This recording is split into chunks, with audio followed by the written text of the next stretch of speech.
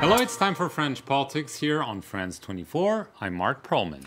And I'm Molly Hall. Coming up in today's show, civil servants take to the streets in a show of unity against Emmanuel Macron's labor reforms. Meanwhile, the Conservative Party is in rebuilding mode, looking for a new leader and cleaning house. Plus, mudslinging on the left, Jean-Luc Mélenchon and Emmanuel Valls in a bitter war of words. The details up next in the Political Brief.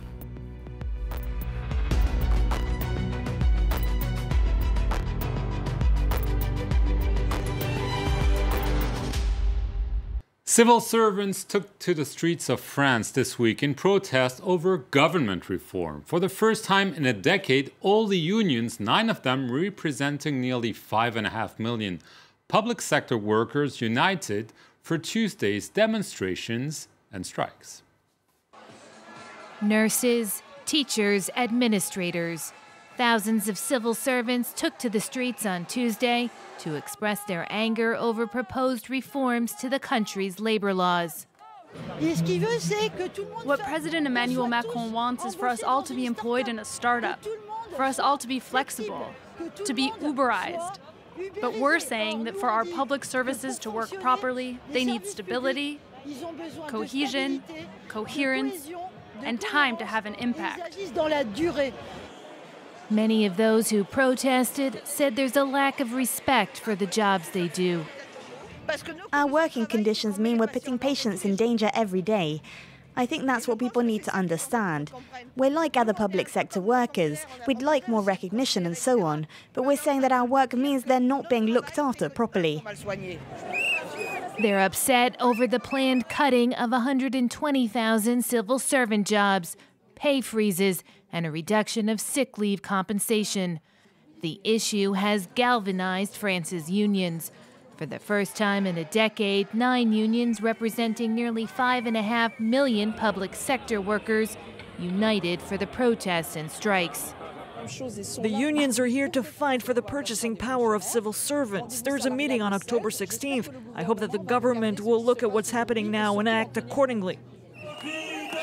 Tuesday's protests were the 4th round of demonstrations against Emmanuel Macron's ambitious reforms since September. France's prime minister said the government has no plans to change course. Previous administrations have also tried to tackle labor reforms, but ended up backing down in the face of ongoing street protests. The government is indeed pushing ahead, starting the second phase of its reform agenda, this targeting unemployment benefits and professional training. Now, this Thursday, the president met with union leaders, just as he did with labor reform over the summer. Absolutely, Molly. Back then, he managed to convince some union heads to go along, but it might be trickier this time around. Let's take a listen to the leader of the CGT Hardline Union. I've told the president that if it's just to see us 1 hour, 7 times in October or November, and that in the end, the text is the government's one, we disagree. I hope this meeting was useful, and that it's not merely communication, as it seemed to be last time. But generally, when I say something, people do get it, and as the president is smart, and since we use a common language, which is French, I think he got it. France is moving closer to ending its state of emergency. The government's controversial anti-terror law was definitively adopted this week by the lower house of parliament. And the Senate is expected to do the same next week. We had seen the bill go between the 2 chambers for some fine-tuning. Yes, but a major concern remains for civil liberties advocates because this would essentially enshrine element of the state of emergency into the French constitutions. This is why lawmakers have agreed that there should be an expiration date and certain measures will be reviewed in 2020. Yes, indeed. All right. Now we're going to talk a bit about the the Conservative Party. They're going to hold an internal vote this coming December, this to elect a new party president. And this week, we saw the list of candidates. It was made official. Florence Filmino joined us now to discuss this more. So what did we see, Flo? Well, that list is official, but not much of a surprise, to be honest. It's going to be a 4-horse race for the presidency with one clear leader. Who are these final four contestants? Well, three of the candidates are actually relatively unknown to the general public, but they do represent different clans within the divided party. You can see those three candidates right there. You have Florence Portelli, former spokeswoman for François Fillon. In the middle there, you have Maëlle Le Calan, close to Alain Juppé, and then Daniel Fasquelle, who are formerly close to Nicolas Sarkozy. And then, of course, the front runner, who is seen as the front runner, is Laurent Wauquiez, a former minister under President Nicolas Sarkozy, and a very familiar face in French politics. Yes, and so you clearly have just one heavyweight. It doesn't seem to be much of a race, actually. It doesn't. A lot of people are saying that Wauquiez is pretty much a shoo-in to win the presidency, but he is a controversial figure within the party because he wants to make Les Républicains into a hardline conservative party, and he has said that he's ready to reach out to people who turned their back on Les Républicains to vote for the far-right National Front Party in the presidential election, and this, the fact that he wants to reach out to people from the far right, has really ruffled a lot of feathers within Les Républicains. Some people are actually calling for him to be kicked out of the party. And Flo, what's interesting is that Les Républicains, they're still reeling from this year's presidential election. That was a vote that was theirs to win, and it's very much an existential crisis going on as to how to move forward. Well, does the party have a future? It's really a key question, especially because a lot of people who traditionally voted for Les Républicains were actually seduced by Emmanuel Macron and La République En Marche, including Macron's Prime Minister, Édouard Philippe, and several key ministers. Now, Les Républicains have been saying for months now that they're going to kick out anyone who jumped ship and joined Emmanuel Macron, but they're still dragging their feet as to that. But, you know, it really does beg a question. Does the party have a viable future? Will it have to move more to the right to remain relevant? Well, in the meantime, many people who have been very faithful to the party are feeling a little bit underwhelmed by the options available. None of them are charismatic. It's appalling. Besides, they're good for nothing now. All they do is selfishly fight amongst themselves. It makes me think of the Titanic. And there's a certain amount of electoral fatigue as well. Many people within Les Républicains just feel tired of voting, especially after the disastrous presidential election. A lot of people are still licking their wounds over that, and so they're having a hard time getting excited about yet another election to elect the president of the party. And so party officials fear that the turnout in December could be disastrously low. Thanks a lot, Florence. We'll obviously follow that race very closely. And while the right is still a work in progress, as we just saw, the left is also in tatters.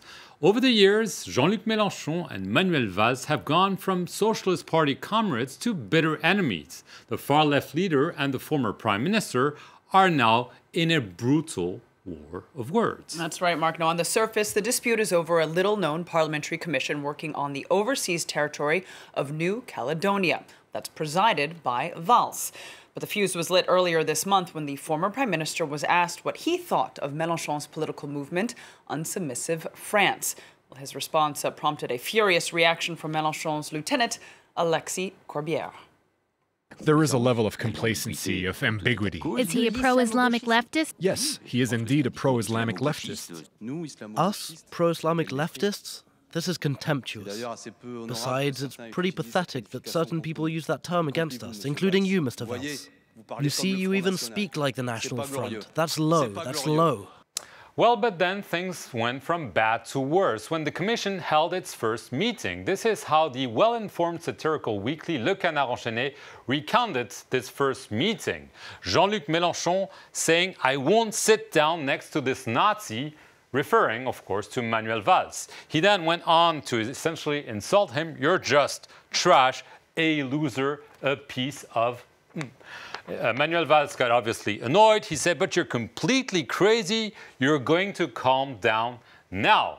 Mélenchon then decided that he would resign from that commission, and he then fired a letter in which he accused Manuel Valls of being very divisive, but also close to the far right's ideas on ethnicity. And he went on to denounce his proximity with the leaders of the Israeli far right. This obviously did not go down well with Manuel Valls, who shot back, tweeted that was simply outrageous language by Mélenchon.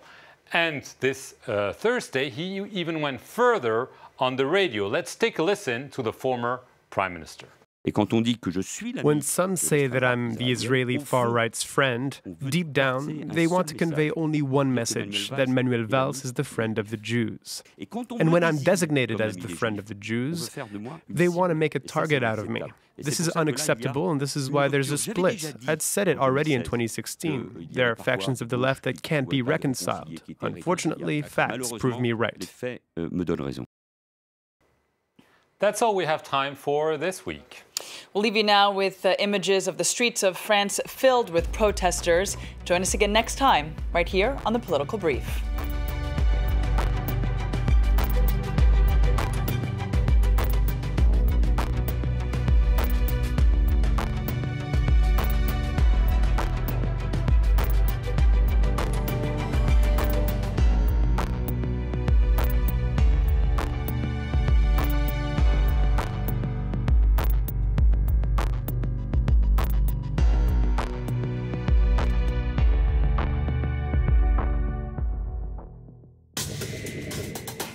The Debate, hosted by François Picard.